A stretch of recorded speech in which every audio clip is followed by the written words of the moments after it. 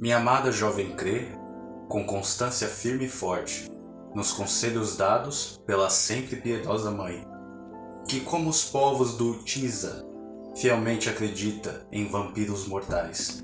Mas espere só, Cristina, tu não queres me amar, pois hei de me vingar, e hoje brindo um tokai à saúde de um vampiro.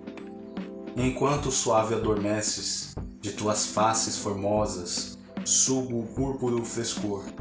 Então tu vibrarás assim que eu te beijar, e qual vampiro beijarei, tão logo sucumbas e lânguida em meus braços, como mortas sedas. Nesse instante indagarei, não superam minhas lições, as de tua bondosa mãe? Esse poema aqui está neste livro dos contos clássicos de vampiro, que é uma coletânea com contos seminais na mitologia do vampirismo, né? E culmina com Drácula, de Bram Stoker, e vai chegando ao século XX, com outros autores, com o cinema. Aqui nós temos amostras de que a lenda do vampiro é antiga, né? E é muito interessante de você ler a introdução por Alexander M. da Silva. Eu espero que seja Alexander, né? Se eu estiver lendo errado o nome, me perdoe. Que é tão interessante quanto os contos aqui. E talvez até mais do que um ou outro conto aqui. É uma introdução que vai falando desde dos mitos do vampirismo lá atrás, assim, épocas bem antigas, bem remotas, e chegando ao mito do vampiro como a gente conhece, a partir do século XX. E aqui eu li um poema que é bem curtinho, mas eu acho ele muito interessante, assim, dos poemas que este livro contém, é um dos que eu achei mais interessante.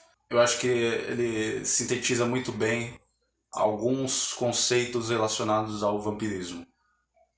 Aqui temos uma figura de uma moça que segue as orientações da mãe dela, imagino que uma educação assim de bons conselhos, talvez rígido, talvez não, mas eu acho que é mais em questão de ser uma educação assim com bons conselhos. E tem essa figura do vampiro que seduz, que se apaixona por ela, mas ele é rejeitado.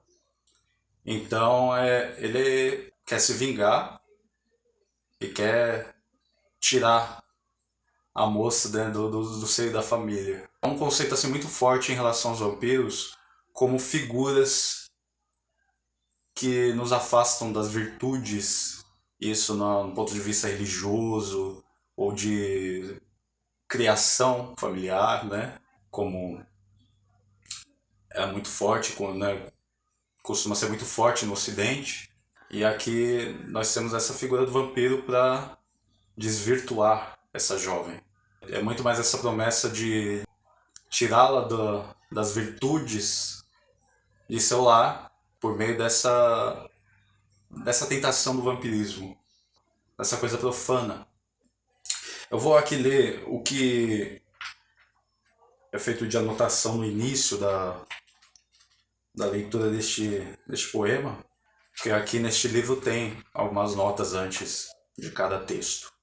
Então vamos lá. A leitura e discussão de tratados acadêmicos sobre o vampiro eram relativamente comuns nas universidades alemãs nas primeiras décadas do século XVIII, e logo atraíram a atenção de escritores e outros artistas. Talvez o primeiro e um dos mais notáveis exemplos dessa transfusão cultural foi Der Vampir. Eu não sei falar alemão direito, então não sei se pronunciei direito. Reputado como o primeiro poema com a temática vampiresca da literatura alemã. Em 1748, Christoph Milius, editor do jornal Der Naturforscher, o cientista, encomendou a Heinrich August Ossenfelder, imagino que seja assim, um poema que deveria acompanhar um artigo sobre relatos de ataques vampíricos. Baseado nas lendas húngaras, Ossenfelder compôs um poema no qual prenunciava os elementos de desejo e morte, mais tarde indissociáveis no desenvolvimento da persona vampírica. E o poema tem a tradução de Maria Aparecida Barbosa. É um poema que eu gostei muito, ele é simples, vou direto ao ponto. Eu não sou assim muito forte em relação à leitura de poemas, mas esse é um poema que eu gostei bastante. Esse aqui é um início de um projeto que eu vou fazer aqui no canal do Rufinices, que é ler poemas e contos. Eu não vou ler em ordem, não vou ler só de um livro por vez, vou ler de maneira espalhada, porque eu tenho assim comigo que, para eu falar de contos, talvez seja melhor fazer leitura dentro do possível aqui no canal, fazer comentários conforme eu vou lendo, para eu poder ter tudo fresco na mente também, para fazer os comentários logo em seguida da leitura, porque eu não tenho o costume de ficar anotando muita coisa, sabe, durante o processo de leitura. Eu gosto de ler de maneira corrida, sem ficar parando muito. Ultimamente que eu tenho anotado algumas coisas, por exemplo, para livros mais longos, tem que lembrar disso, tem que lembrar de falar daquilo, né? Mas em relação a conta é mais difícil, porque às vezes como é que você vai falar de uma história curta sem, sabe, trazer algum spoiler, alguma coisa do tipo?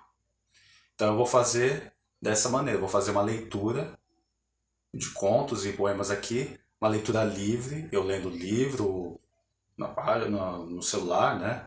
Caso seja algum livro que eu não tenha aqui em mãos. Farei isso e farei pausas para fazer comentários, né? Então a ideia é que seja um tipo de vídeo para pessoas que já leram essas histórias ou que não se importam com essas questões de eu fazer a leitura aqui, né, na hora, pra não ver depois gente reclamando, né? Ai, para de enrolar, continua lendo, fica parando pra comentar, não sei o quê. A ideia do vídeo é essa, a ideia desses vídeos. Então, porque esse tipo de comentário feito de maneira rude vai ser sumariamente ignorado. Já deixo o aviso aqui, né? Então é isso, pessoal. Eu espero que vocês voltem para os próximos vídeos. Para os vídeos de contos, para os vídeos de romances que eu li, entre outras coisas relacionadas à literatura. Te vejo aqui no próximo vídeo, nos próximos vídeos. Tchau, tchau. Falou.